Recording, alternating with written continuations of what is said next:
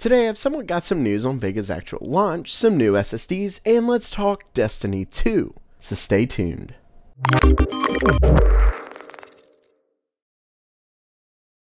Welcome back to GamerMeld. Before I get started, don't forget to check out the giveaway for the Aki mechanical keyboard I'm reviewing soon. Check that out in the link in the description. So first up today is some news regarding a slight panic that seemed to occur over on the AMD subreddit concerning some comments Lisa Su made during the JP Morgan Tech Conference that started today. The comments were regarding Vega, and initially someone posted that she stated the consumer RX Vega would be releasing 2 months after the Frontier Edition, which is slated for an end of June release. Well, the actual transcript of the conversation as well as the recording itself were found, and she seems to have been taken out of context. The statement in question was, and I quote, "Frontier Edition will ship with 16GB of HBM2 towards the latter half of June.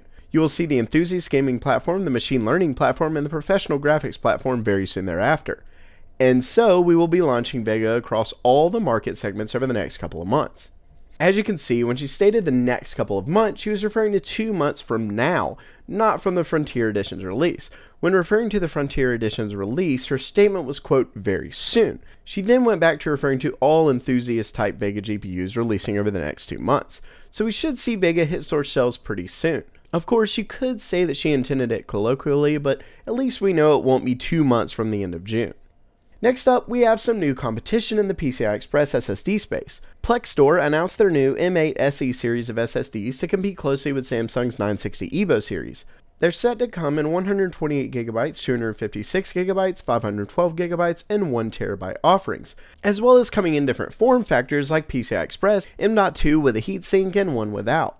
Performance isn't as great as Samsung's offering, with the Plex Store SSDs running up to 2450 megabytes per second of sequential reads and 1000 megabytes per second of sequential writes. Still, not too bad for pricing starting at €83 or roughly $93 US.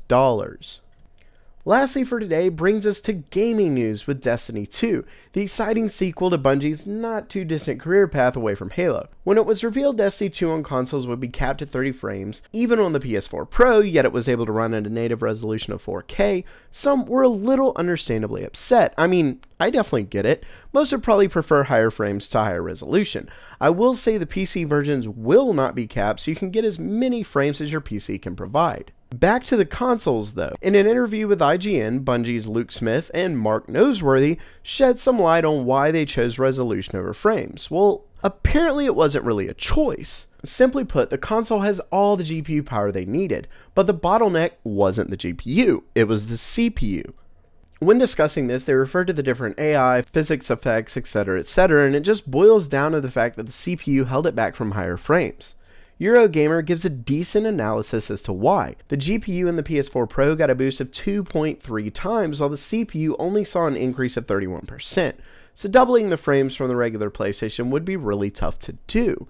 With that said, some are a little concerned about the 8-player PvP mode that wouldn't include all the AI, yet is still capped at 30 frames per second. Bungie hasn't commented on this mode, but I'd assume it has more to do with parity across the different modes. Going from one mode to the other with different frames would just, I don't know, it'd feel quite a bit different.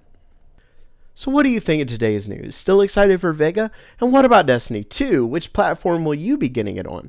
Let me know in the comments below. And before I go, don't forget to check me out on Twitter. I really enjoy talking to everyone and I've got a ton of really cool videos coming, so don't forget to subscribe. That does it for now. If you liked the video, don't forget to subscribe by clicking on the round icon in the middle. You can check out the most recent video and suggest a video to the left. Thanks so much for coming, and as always, have a great day.